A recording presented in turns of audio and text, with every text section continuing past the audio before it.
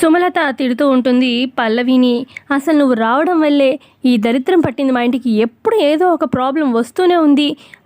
అసలు నీ వల్లే నువ్వు ఏదో ఒక ప్రాబ్లం తీసుకొస్తావు, మళ్ళీ హారతలు ఇచ్చి మరి ఇంట్లోకి తెచ్చేది కూడా నువ్వే అని చెప్పి సుమలత అంటూ ఉంటే అప్పుడు శాన్వి అంటుంది, అవును మమ్మీ, ఈ పల్లవి వల్లే నిజం. అసలు ఆ రోజు ఏదో పెద్ద తమ్ముడికి సహాయం చేస్తున్నట్టు సింగింగ్ కాంపిటీషన్ రోజు ఆ రోజు వెళ్ళి తమ్ముడికి కొంచెం గొంతు సెట్ అవ్వలేదు కదా, ప్రాబ్లం వచ్చి తినేదో సహాయం చేయడానికి వెళ్ళినట్టు చేసి అసలు ఆ రోజే వెళ్లకుండా ఉంటే ఈ రోజు ఈ పరిస్థితి వచ్చేదే కాదు, అంత పల్లవి వల్లే అని చెప్పి అంటూ ఉంటే ఇక అక్షత కూడా అందుకొని, అవును ఈ పల్లవి మామూలుది కాదు, అసలు మన ఇంట్లో అస్సలు సెట్టే కాదు, మా ఇంట్లో అక్కడ కూడా అన్ని ప్రాబ్లమ్సే తీసుకొచ్చేది ఈ పల్లవి, ఇక్కడ కూడా అంతే.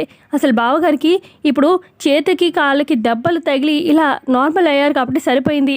అదే ఇంకా మేజర్గా జరుగుంటే అసలు ఇంట్లో ఎంత పెద్ద బాధ వచ్చేది, అసలు అత్తయ్య గారికి ఎంత పెద్ద బాధ మిగిలేది, అంత పల్లవి వల్ల కాదు అని చెప్పి అందరూ అంటూ ఉంటే ఇక అప్పుడు ఎందుకు అలా అంటున్నారు, నా ఫ్రెండ్ అలా ఏం చేయలేదు అని చెప్పి ఇటు చంటి అంటూ ఉంటాడు.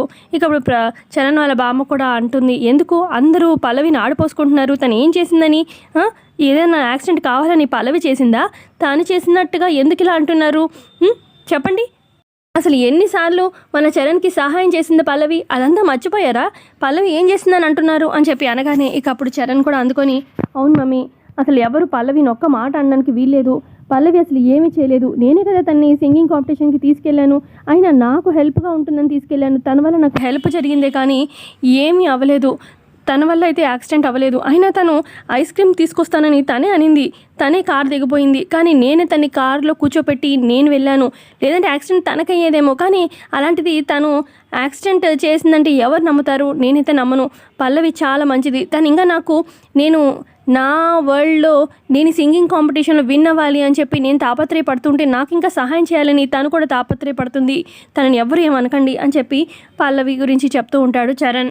అప్పుడు ఇక చరణ్ వాళ్ళ ఫాదర్ ప్రసాదరావు అంటారు, సరేలేండి, ఏంటి ఇప్పుడు చరణ్కి యాక్సిడెంట్ అయింది అని చెప్పి బాధపడుతూ ఉంటే ఇప్పుడు అందరూ పల్లవిని ఆడిపోసుకుంటున్నారు, వదిలేండి, ముందు చరణ్ గురించి చూడండి అని చెప్పి అనగానే, రా అన్నయ్య నువ్వు నీ రూమ్లో రెస్ట్ తీసుకుందు అని చెప్పి చంటి ఇటు బామ్మ పల్లవి ముగ్గురు సపోర్ట్తోని రూమ్లోకి తీసుకెళ్తారనమాట చరణ్ని. ఇక చరణ్ని మెల్లగా బెడ్ మీద పడుకోబెడతారనమాట, కాలు మెల్లగా పైకి పెడతాడు చంటి.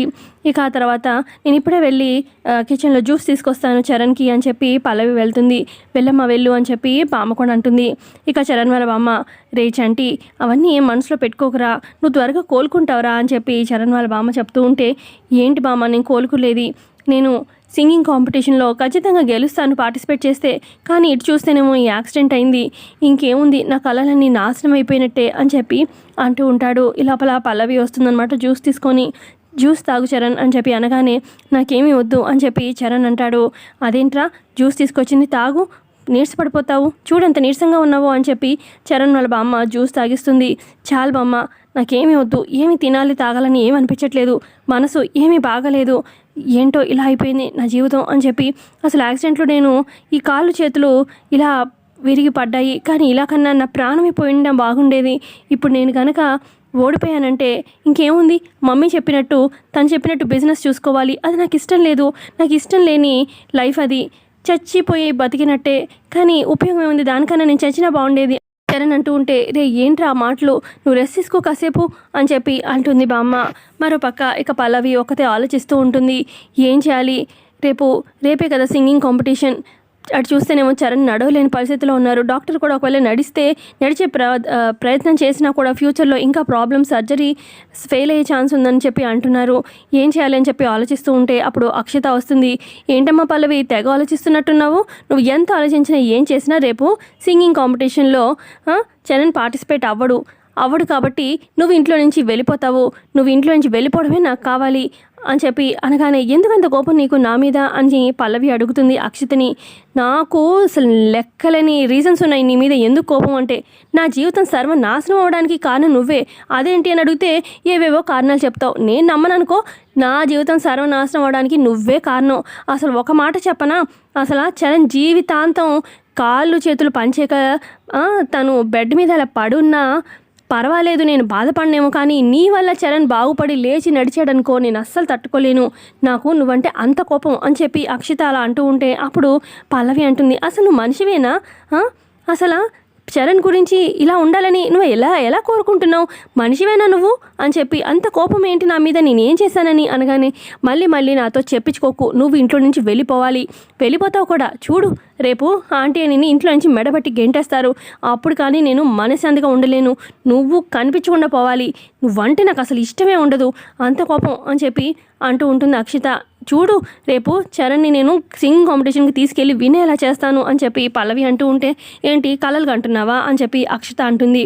ఛాలెంజ్ చేస్తున్నాను, రేపు ఎట్టి పరిస్థితుల్లో నేను చరణ్ చేత సింగింగ్ కాంపిటీషన్లో పాడేలా చేస్తాను, తను పార్టిసిపేట్ చేస్తాడు, విన్ అవుతాడు, చూస్తూ ఉండు ఛాలెంజ్ అని చెప్పి అంటుందన్నమాట పల్లవి. అంత లేదు నీకు అని చెప్పి, తను నడిచే సీనే లేదు, నువ్వు తీసుకెళ్తావా, ఇంకెక్కడ సింగింగ్ కాంపిటీషన్ జరగనే జరగదు అని చెప్పి అక్షిత అంటుంది. మన పక్క చరణ్ వాళ్ళ బామ్మ దేవుడికి దండం పెట్టుకొని మాట్లాడుతూ ఉంటుంది ఆ వెంకటేశ్వర స్వామితోని. ఏంటి స్వామి, చరణ్ ఎంత కష్టపడ్డాడు, తను ఈ స్థాయికి ఇప్పుడు రావడానికి, తను ఒక్కొక్క మెట్టు ఎదగడానికి ఎంత కష్టపడ్డాడు, పాటల పాడడానికి, ఆ సాంగ్స్ ట్యూన్స్ అవన్నీ చేయడానికి ఎన్ని నిద్రలేత రాత్రులు గడిపాడు. ఇప్పుడు కరెక్ట్గా తను గెలిచే సమయంలో, తన జీవితంలో ఒక మెట్టు ఎదిగే సమయంలో ఇలా చేసావేంటి స్వామి, నేను తిడుతున్నానని చెప్పి అనుకోకు, వాడికి త్వరగా నయమయ్యేలాగా నువ్వే చేయి స్వామి అని చెప్పి అలా దండం పెట్టుకుంటూ ఉంటుంది చరణ్ వాళ్ళ బామ్మ. ఆ తర్వాత ఇక పల్లవి భోజనం తీసుకెళ్తూ ఉంటుందన్నమాట చరణ్కి. ఎక్కడికమ్మా, ఎవరికి భోజనం అని చెప్పి చరణ్ వాళ్ళ బామ్మ అడుగుతూ ఉంటే, చరణ్కే పాపం పొద్దునుంచి ఏమీ తినలేదు కదా, అందుకే భోజనం పట్టుకెళ్తున్నాను బామ్మ అని చెప్పి చరణ్ దగ్గరికి భోజనం పట్టుకెళ్తుంది. మరోపక్క చరణ్ ఏమో ఒకడే రూమ్లో కూర్చుని బాధపడుతూ ఆలోచిస్తూ ఉంటాడు. అటు చూస్తేనేమో డాక్టర్ నన్ను కదలకూడదన్నారు, రేపే సింగింగ్ కాంపిటీషన్, ఇంకా నా బతుకు అయిపోయినట్టే కదా అని చెప్పి బాధపడుతూ ఉంటాడు. ఈ లోపల పల్లవి భోజనం తీసుకొచ్చి, చరణ్ భోజనం అని చెప్పి అనగానే, నాకేం వద్దు పల్లవి, నాకేమీ తినాలని లేదు అని చెప్పి చరణ్ అంటాడు. అదేంటి, పొద్దున్నుంచి నువ్వు ఏమీ తినలేదు చరణ్, తిను నీరసపడిపోతావు అనగానే, ఇప్పుడు తిని మాత్రం ఏముంది, నేను చచ్చిపోతానా ఏంటి, అసలు చచ్చిపోయినా బాగుండేది యాక్సిడెంట్లో, అసలు నేను ఇప్పుడు రేపు సింగింగ్ కాంపిటీషన్లో నేను ఎటు పాడలేనని నాకు అర్థమైపోతుంది, ఇక నేను పాడలేనప్పుడు మా మమ్మీ చెప్పిన జీవితం అంటే బిజినెస్ చూసుకోవాలి, దానికన్నా నేను చచ్చిపోయిన బెటరే, అసలు నేను అనుకున్న లైఫ్ నాకు లేనప్పుడు ఇంకా నేను బ్రతికి ఉండి ఉపయోగం ఏముంది, ఉన్న చిన్న లైఫ్ నేను అనుకునే సాధించలేకపోతున్నాను, ఇదిగో ఇలా ఈ యాక్సిడెంట్ వల్ల నాకు చాలా గిల్టీగా బాధగా ఉంది పల్లవి, ఏం చేయాలో కూడా అర్థం కావట్లేదు అని చెప్పి అలా చరణ్ బాధపడుతూ ఉంటే, అప్పుడు పల్లవి, నువ్వు ఎలాగైనా విన్ అవుతావు, వెళ్తావు అని చెప్పి పల్లవి చెప్తూ ఉంటే, ఏంటి పల్లవి నువ్వు, నేనేదో ధైర్యం వస్తుంది నాకు అన్నట్టుగా వెళ్తావు పాడతావు అంటున్నావు, ఈ పరిస్థితిలో నేను ఎలా సింగింగ్ కాంపిటీషన్కి వెళ్ళేది, అసలు వెళ్తానా అని చెప్పి అంటూ ఉంటాడు చరణ్. నేను నీకు సపోర్ట్ ఇస్తాను, నీవు నడిచేలా నేను చేస్తాను, నాకు కొంచెం టైం ఇవ్వు అని చెప్పి అంటుంది పల్లవి. మరోపక్క అక్షిత ఒకతే రూమ్లో కూర్చుని ఉంటే, అప్పుడు ప్రసూనంబ వచ్చి, ఏ అక్షిత నిజం చెప్పు, నువ్వే కదూ యాక్సిడెంట్ చేసింది అని చెప్పి అనగానే, ఏంటి అంత గట్టిగా మాట్లాడతావు, మెల్లగా మాట్లాడు, ఎవరైనా విన్నారంటే నన్ను అసలు ఇక్కడే పాతి పెడతారు, బయటికి గెంటేస్తారు అని చెప్పి అక్షిత అంటూ ఉంటే, మరి నిజం ఒప్పుకో అని చెప్పి అంటుంది ప్రసూనంబ. అవును, నేనే చేయించాను, నేను కావాల్సింది జరగాలంటే, అంటే పల్లవి ఇంట్లో నుంచి వెళ్ళిపోవాలంటే నేనే అందుకే ఈ యాక్సిడెంట్ చేయించాను, రేపు చూడు నేను అనుకుంది జరుగుతుంది అని చెప్పి ప్రసూనంబతో చెప్తూ ఉంటుంది అక్షిత. మరోపక్క ఇక పల్లవి మాటిస్తుంది కదా చరణ్కి కాలు వచ్చేలా చేస్తానని చెప్పి, ఇక ఒక పసరు మందు ఒక ఆకు పేస్ట్ చేసి అది తీసుకొచ్చి చరణ్కి రాస్తూ ఉంటుంది. ఇది ట్రై చేస్తాను, ఖచ్చితంగా నీకు నడక వస్తుంది అని చెప్పి అంటూ ఉంటుంది పల్లవి. ఇక మసాజ్ చేస్తూ ఉంటుందన్నమాట ఆ పసరు రాసి. ఇటు హాల్లో వీళ్ళంతా చూస్తూ ఉంటారు, సుమలత వీళ్ళంతా కూడా. ఇక అక్షితతో ప్రసూనమ్మ అంటుంది, ఏంటి ఈ పల్లవి ఏదో పసరు రాస్తుంది, అది రాసినంత మాత్రాన లెగిసి నడుస్తాడా ఏంటి, అంతలేదు అని చెప్పి అంటూ ఉంటుంది అక్షిత ప్రసూనమ్మతోని మెల్లగా. మరోపక్క వీళ్ళంతా ఆతరంగా ఎదురు చూస్తూ ఉంటారు, ఏమొద్దా అని చెప్పి. అటేమో ఇక చరణ్ నొప్పితో భరించలేక అబ్బా అని చెప్పి అల్లాడిపోతూ ఉంటాడు. కానీ ఇక పల్లవి ఆ పసరు మందు కాలికి మసాజ్ చేసి రాస్తూ ఉంటుంది.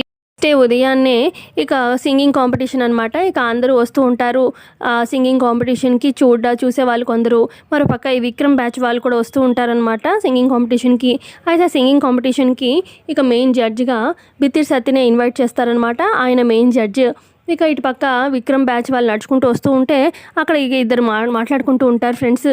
నేను ఈ సింగింగ్ కాంపిటీషన్ చూడడానికి వచ్చిందే చరణ్ కోసం, చరణ్కి ఎంత టాలెంట్ ఉందో తెలుసా, తను చాలా బాగా ట్యూన్స్ చేస్తాడు, లాస్ట్ ఇయర్ గెలిచింది తనే అని చెప్పి, ఇయర్ కూడా తనే గెలుస్తాడు అని చెప్పి ఇద్దరు మాట్లాడుకుంటూ ఉంటే అప్పుడు విక్రమ్ అంటాడు, ఏంటి చరణ్ గెలిచేది, తను కాలు చేతులు విరిగి పడి బెడ్ మీద ఉన్నాడు, తను రాలేడు, విన్ అయ్యేది నేనే అని చెప్పి విక్రమ్ చెప్తూ ఉంటాడు. సో ఇంతే అండి ఇవాళ ఎపిసోడ్లో జరిగింది. మరి కమింగ్ ఎపిసోడ్లో ఏం జరగబోతుందో తెలుసుకోవాలనుకుంటే ఇప్పుడే మన ఛానల్ సబ్స్క్రైబ్ చేసుకోండి. Thank you for watching.